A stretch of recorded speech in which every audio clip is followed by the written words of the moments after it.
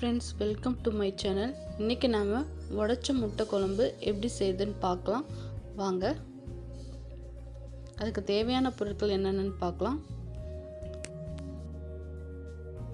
அரைக்கிறதுக்கு அரை வெங்காயமும் ஒரு தக்காளியும் கட் பண்ணி வச்சிருக்கேன். குழம்புக்கு பெரிய வெங்காயம் 2 சின்ன சின்னதாக கட் பண்ணியிருக்கேன். 2 பச்சை மிளகாய் எடுத்திருக்கேன். தேவையான அளவு கருவேப்பிலை எடுத்திருக்கேன். ஒரு டேபிள் ஸ்பூன் போல் மிளகு எடுத்திருக்கேன்.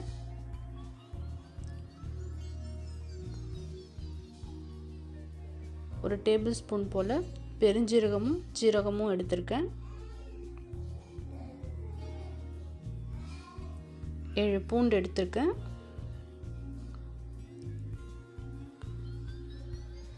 தேவையான அளவு கொத்தமல்லி எடுத்திருக்கேன்.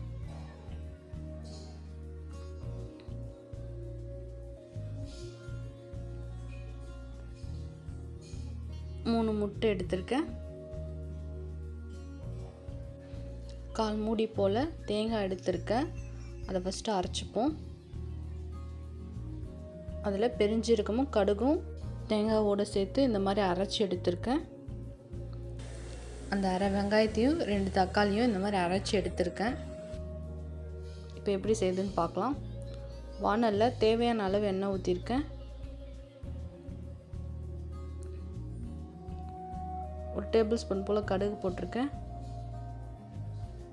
அது பொரிஞ்சதுக்கப்புறமா ஜீரகத்தையும் பெருஞ்சீரகத்தையும் ஆட் பண்ணியிருக்கேன். நெக்ஸ்ட்டு வச்சுருக்க சின்ன சின்னதாக கட் பண்ணியிருக்கேன் வெங்காயத்தையும் ஆட் பண்ணியிருக்கேன்.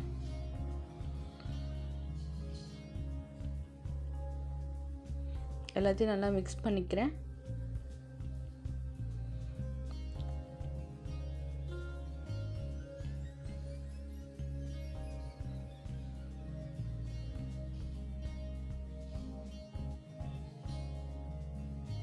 வெங்காயம் கொஞ்சம் வதங்கினதுக்கப்புறமா எடுத்திருக்க கருவேப்பிலையும் பச்சை மிளகாயும் இல்லை நறுக்கி ஆட் பண்ணியிருக்கேன்.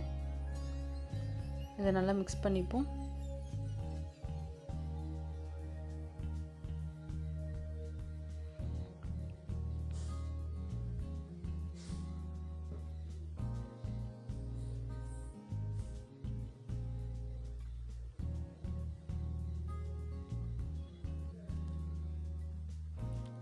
அந்த 7 பூண்டையும் இந்த மாதிரி சின்ன சின்னதாக கட் பண்ணி ஆட் பண்ணியிருக்கேன். அதையும் சேர்த்து இப்போ மிக்ஸ் பண்ணிக்கிறேன்.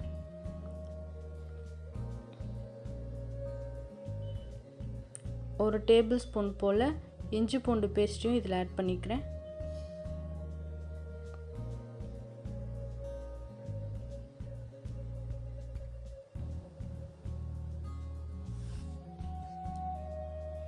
இல்லை இஞ்சி பூண்டு பேஸ்ட்டோட பச்சை வாசனை போகிற வரைக்கும் நல்லா வதக்கிப்போம்.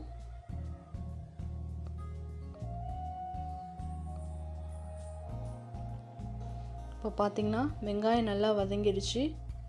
இப்போது அரைச்சி வச்சுருக்க வெங்காயத்தையும் தக்காளியையும் இதில் ஆட் பண்ணியிருக்கேன்.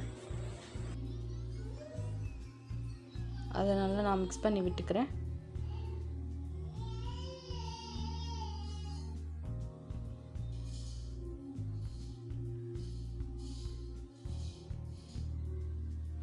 நெக்ஸ்ட்டு வச்சுருக்க மசாலா எல்லாத்தையும் ஆட் பண்ணிக்கிறேன். 2 டேபிள் ஸ்பூன் போல் குழம்பு மிளகாய்த்தூள் ஆட் பண்ணியிருக்கேன். 1 டேபிள் ஸ்பூன் போல் தனி மிளகாய்த்தூள் ஆட் பண்ணியிருக்கேன். 1 டேபிள் ஸ்பூன் போல் மஞ்சத்தூள் ஆட் பண்ணியிருக்கேன். தேவையான அளவு உப்பு ஆட் பண்ணியிருக்கேன். இப்போ எல்லாத்தையும் நல்லா மிக்ஸ் பண்ணி விட்டுக்கலாம்.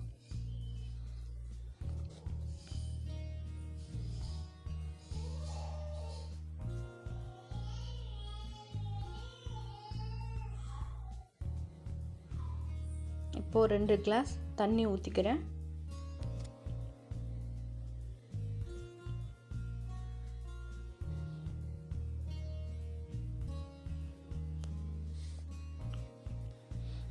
குழம்பு நல்லா கொதிக்கணும். எப்படி இது கொதிக்க ஒரு 10 மினிட்ஸ் ஆகும். இப்போ பார்த்திங்கன்னா நல்லா குழம்பு கொதிச்சிடுச்சு. இந்த ஸ்டேஜில் நம்ம அரைச்சி வச்சுருக்க தேங்காய், பெருஞ்சீரகம், மிளகு எல்லாத்தையும் சேர்த்து அரைச்சிருக்கோம்ல, அதையும் இதில் ஊற்றிக்கிறேன். 5 நிமிஷம் இது நல்லா கொதிக்கட்டும்.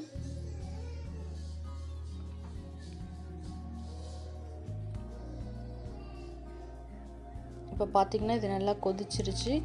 இப்போ ஃபஸ்ட்டு இது ஒரு முட்டையை உடச்சி ஊற்றிட்டு முட்டையை நல்லா மிக்ஸ் பண்ணி விடுங்க.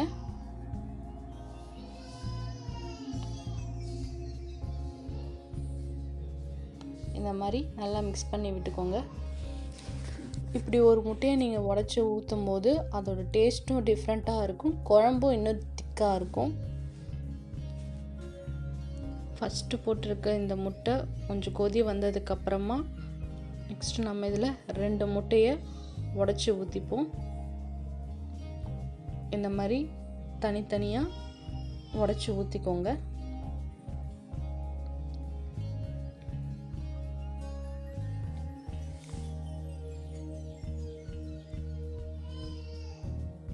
முட்டை லைட்டாக வெந்த மாதிரி தெரியும் போது முட்டை மேலே கொஞ்சமாக குழம்ப ஊற்றிக்கிறேன். அப்போ தான் முட்டையை சாப்பிடும்போது குழம்போட டேஸ்ட் முட்டையில் இருக்கும். இனிமேல் குழம்ப மிக்ஸ் பண்ணக்கூடாது, சிம்லேயே இருக்கட்டும். 10-15 நிமிஷத்துக்கு அப்புறம் ஸ்டவ்வை ஆஃப் பண்ணிக்கலாம். இப்போ பார்த்திங்கன்னா முட்டை குழம்பு ரெடி ஆயிடுச்சு. இது சப்பாத்தி, தோசை, இட்லி, சாதத்துக்கூடையும் சேர்த்து சாப்பிட்லாம், சூப்பராக இருக்கும்.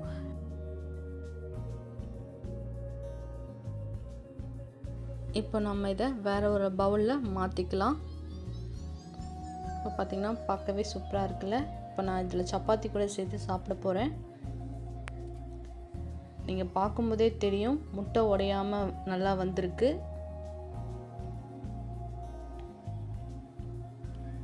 குழம்பும் திக்காக நல்லா வந்திருக்கு.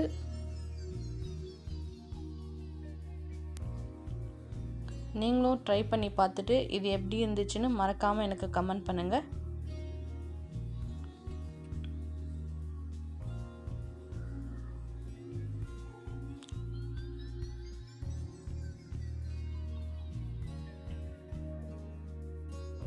தேங்க்ஸ் ஃபார் வாட்சிங். உங்களுக்கு இந்த வீடியோ பிடிச்சிருந்துன்னா லைக் பண்ணுங்கள், கமெண்ட் பண்ணுங்கள், மறக்காமல் சப்ஸ்கிரைப் பண்ணுங்கள், பக்கத்தில் இருக்க பெல் பட்டனையும் கிளிக் பண்ணுங்கள்.